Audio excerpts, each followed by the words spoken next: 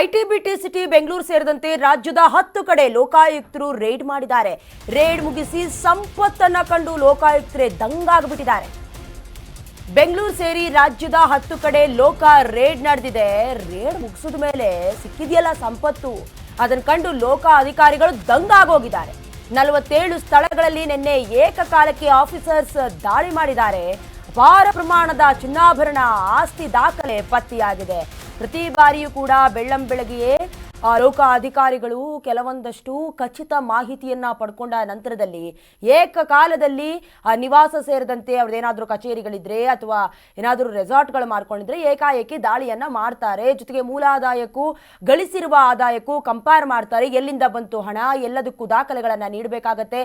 ಆ ಸಮಯದಲ್ಲಿ ಎಲ್ಲ ಫೋನ್ಗಳನ್ನ ಕೂಡ ಸ್ವಿಚ್ ಆಫ್ ಮಾಡಬೇಕಾಗತ್ತೆ. ಈ ಹಿಂದೆ ಕೂಡ ಕೆಲವೊಂದಷ್ಟು ಆಫೀಸರ್ಸ್ಗಳ ಮೇಲೆ ದಾಳಿ ಮಾಡಿರೋದು, ಅಂದ್ರೆ ನಿವಾಸಗಳ ಮೇಲೆ ದಾಳಿ ಮಾಡಿರೋದು. ಅಪಾರ ಪ್ರಮಾಣದ ಈ ಕಲಿಯುಗದ ಕುಬೇರ ರೀತಿಯಲ್ಲಿ ಹಣವನ್ನ ಖಜಾನೆಯನ್ನ ಇಟ್ಕೊಂಡಿರೋದನ್ನ ಕೂಡ ಗಮನಿಸಿರಬಹುದು. ದೃಶ್ಯಗಳು ಗಮನಿಸ್ತಾ ಇದ್ದೀರಾ. ಕಲಿಯುಗದ ಕುಬೇರ ಅಂತಾನೆ ಹೇಳ್ಬೇಕು. ಯಾಕಂದ್ರೆ ಅವರು ಗಳಿಸುವಂತಹ ಸಂಪತ್ತಿಗೂ ಅವ್ರು ಮಾಡ್ಕೊಂಡಿರುವಂತಹ ಖಜಾನೆಗಳಿಗೂ ಒಂದಕ್ಕೊಂದು ಸಂಬಂಧನೇ ಇರೋದಿಲ್ಲ. 47 ಸ್ಥಳಗಳಲ್ಲಿ ನಿನ್ನೆ ಬೆಂಗಳೂರು ಸೇರಿದಂತೆ ಆಫೀಸರ್ಸ್ ದಾಳಿ ಮಾಡಿದ್ರು.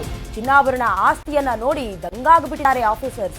ಆರ್ಟಿಒ ಕಚೇರಿಯ ಶಾಖಾಧೀಕ್ಷಕ ಕೃಷ್ಣಮೂರ್ತಿ ನಿವಾಸ ಸೇರಿದಂತೆ ಬೆಂಗಳೂರಿನ ಎಲೆಕ್ಟ್ರಾನಿಕ್ ಸಿಟಿ ಆರ್ಟಿಒ ಅಧಿಕಾರಿ 7 ಸ್ಥಳಗಳಲ್ಲಿ 4 ಕೋಟಿ ಚರಾಸ್ತಿ, 3 ಕೋಟಿ ಸ್ಥಿರಾಸ್ತಿ ಕೂಡ ಪತ್ತೆಯಾಗಿದೆ. ಆದಾಯವನ್ನ ಮೀರಿ ಬೇಜಾನ್ ಆಸ್ತಿ ಮಾಡ್ಕೊಂಡಿದ್ದಾರೆ ಈ ಭೂಪ. ಮೈಸೂರು ಸಿಟಿಯ ಮುನ್ಸಿಪಾಲಿಟಿ ನಿರೀಕ್ಷಕ ರಾಮಸ್ವಾಮಿ, ದಾವಣಗೆರೆಯ ಎಪಿಎಂಸಿ ಸಹಾಯಕ ನಿರ್ದೇಶಕ ಪ್ರಭುಗೂ ಬಿಸಿ ತಟ್ಟಿದೆ. ಮಂಡ್ಯ ಟೌನ್ನ ನಗರಸಭೆ ಕಾರ್ಯಾಲಯದ ಪುಟ್ಟಸ್ವಾಮಿ ಅವ್ರಿಗೂ ಕೂಡ ಬಿಸಿ ತಟ್ಟಿದೆ. ಧಾರವಾಡದ ಕವಿವಿ ಪ್ರೊಫೆಸರ್ ಸುಭಾಷ್ ನಾಟಿಕಾರ್ಗೂ ಬಿಸಿ ಮುಟ್ಟಿದೆ.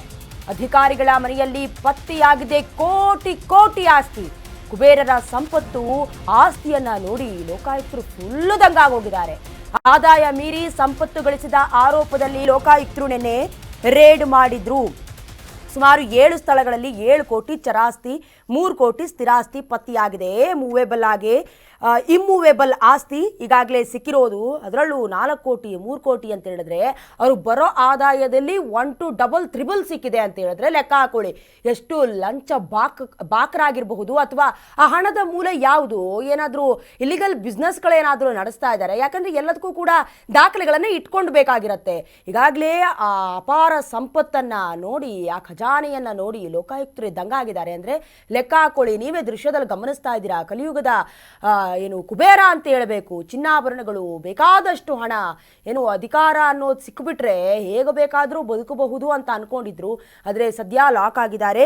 ಮಂಡ್ಯ ಟೌನ್ನ ನಗರಸಭೆಯ ಕಾರ್ಯಾಲಯದ ಪುಟ್ಟಸ್ವಾಮಿ, ದಾವಣಗೆರೆ ಎಪಿಎಂಸಿ ಸಹಾಯಕ ನಿರ್ದೇಶಕ ಪ್ರಭು, ಮೈಸೂರು ಸಿಟಿ ಮುನ್ಸಿಪಾಲಿಟಿ ನಿರೀಕ್ಷಕ ರಾಮಸ್ವಾಮಿ, ಧಾರವಾಡ ಕವಿವಿ ಪ್ರೊಫೆಸರ್ ಸುಭಾಷ್ ನಾಟಿಕರ್ ಹಾಗೆ ಕೆಲವೊಂದಷ್ಟು ಅಧಿಕಾರಿಗಳ ಮನೆಯಲ್ಲಿ ಪತ್ತೆಯಾಗಿದೆ ಕೋಟಿ ಕೋಟಿ ಆಸ್ತಿ.